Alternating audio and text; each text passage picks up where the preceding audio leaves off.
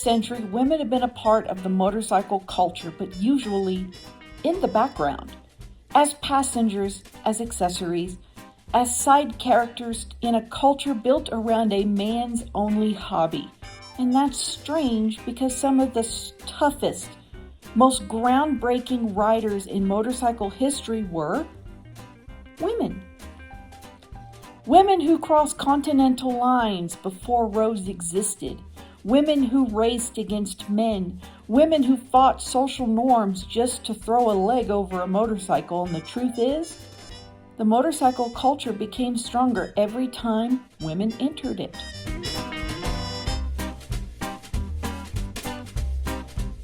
These women were told motorcycles were too dangerous, too difficult, too heavy, too masculine, and they rode anyways.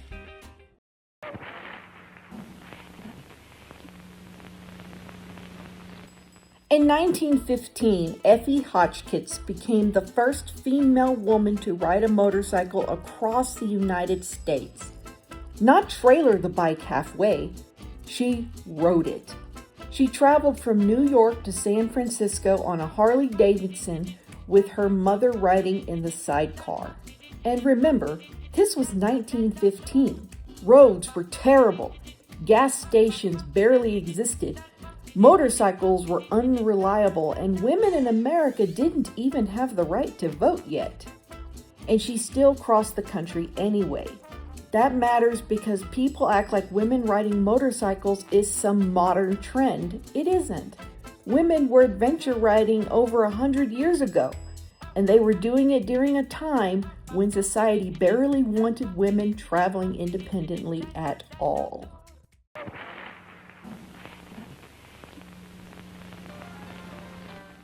Just 1 year later, in 1916, the Van Buren sisters became the first women to ride motorcycles across the continental United States by themselves.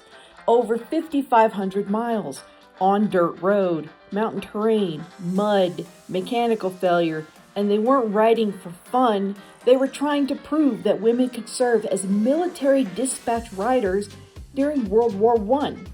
These women weren't just fighting geography. They were fighting the belief that women were incapable of handling responsibility, danger, or machinery. They were even arrested multiple times for wearing men's riding clothing. Not speeding, not reckless riding, pants. That tells you exactly what kind of cultural resistance female riders faced.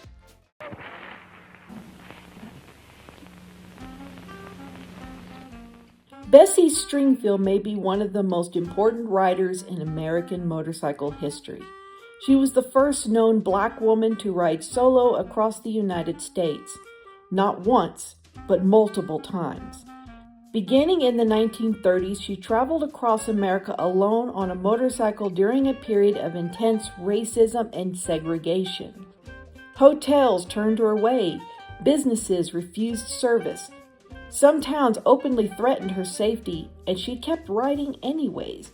During World War II, she served as a motorcycle dispatch rider for the military. She later became known as the Motorcycle Queen of Miami, and honestly, she earned that title.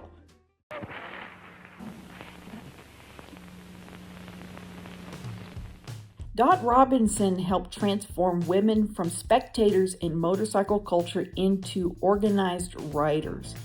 She raced endurance events during the 1930s and 40s against men in a sport that barely accepted women at all. Later, she helped create the Motor Maids, one of the first major women's motorcycle organizations in America. That's important because motorcycle culture doesn't grow through machines, it grows through community. And women riders help build that community. They created riding groups, training spaces, support networks. The more women entered motorcycling, the less exclusive and hostile the culture became.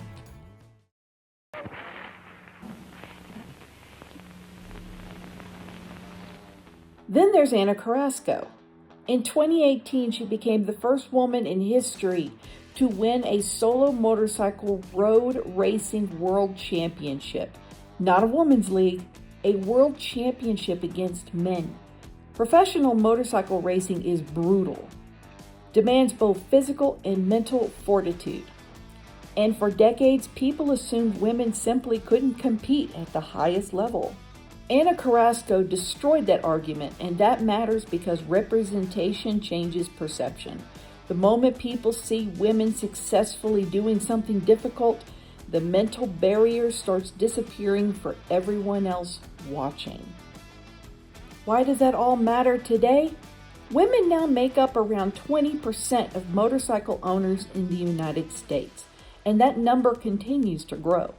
That's a good thing, not because riding should become political, not because men are the problem, but because motorcycles should never have been treated like a man-only experience in the first place. The more women who ride, the more accessible rider education, and the more motorcycles are about skill rather than ego. Because riding teaches us things that matter, and those lessons shouldn't belong to only half of the population.